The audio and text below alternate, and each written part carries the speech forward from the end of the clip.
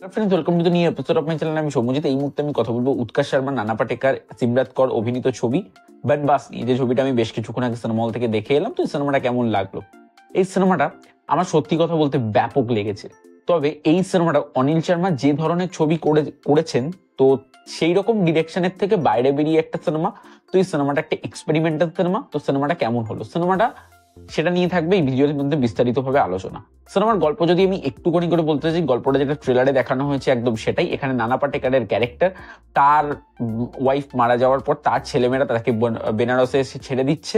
বাড়িতে জানছে সবাই মরে গেছে, তার একটা জায়গায় শ্রাদ্ধ হচ্ছে, তার ক্যারেক্টারের সঙ্গে উৎকর্ষ শর্মার পরিচয় হচ্ছে এবং উৎকর্ষ শর্মা তাকে নিয়ে যাচ্ছে তার বাড়িতে। এবং তার বাড়িতে যাওয়ার পর তিনি দেখছেন তার শ্রাদ্ধ হচ্ছে, নানা পাটেকর দেখছেন। তো তারপর গল্পটা কোন দিকে এগোয় এর থেকে বেশি জানতে হলে তোমাদের নিকটবর্তী সিনেমা হলে গিয়ে খুব কম শো সংখ্যার সঙ্গে দেখে ফেলতে হবে বনবাস। খুব কম মানে খুবই কম।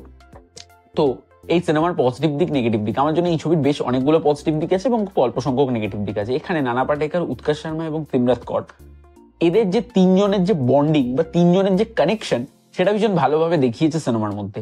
সেটা ভীষণভাবে ফিল করা যাচ্ছে যে এ কষ্ট পেলে ও কষ্ট পাচ্ছে, এইগুলো না ফিল করা যাচ্ছে।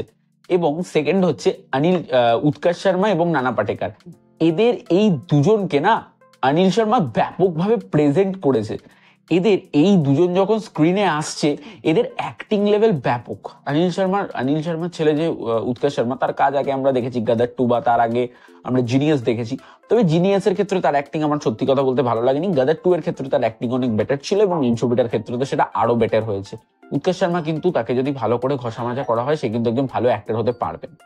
এখানে এবার যদি আমি চলে আসি পারিপার্শ্বিক ক্যারেক্টার, তারা ভীষণ ভালো কাজ করেছে, কিন্তু তারা তিনি নেই প্রায় বলতে গেলেই চলে।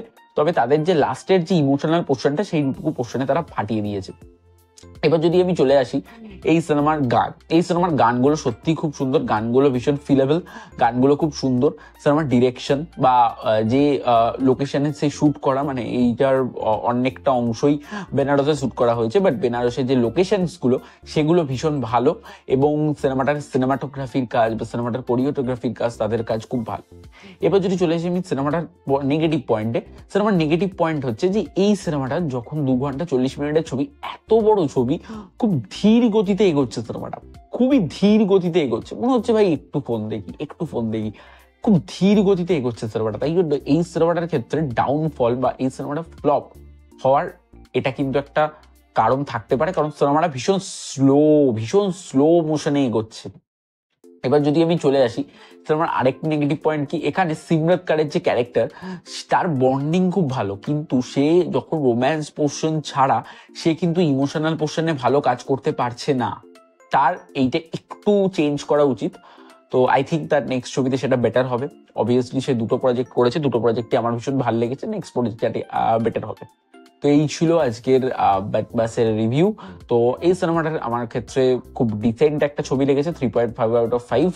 তো তোমাদের কেমন লেগেছে জানিও। যারা দেখে ফেলেছো, যারা দেখোনি, প্লিজ একবার হলে গিয়ে দেখতেই পারো। তবে হ্যাঁ, আমি বলবো এটা ওটিটিতে দেখাটা বোধহয় বেটার।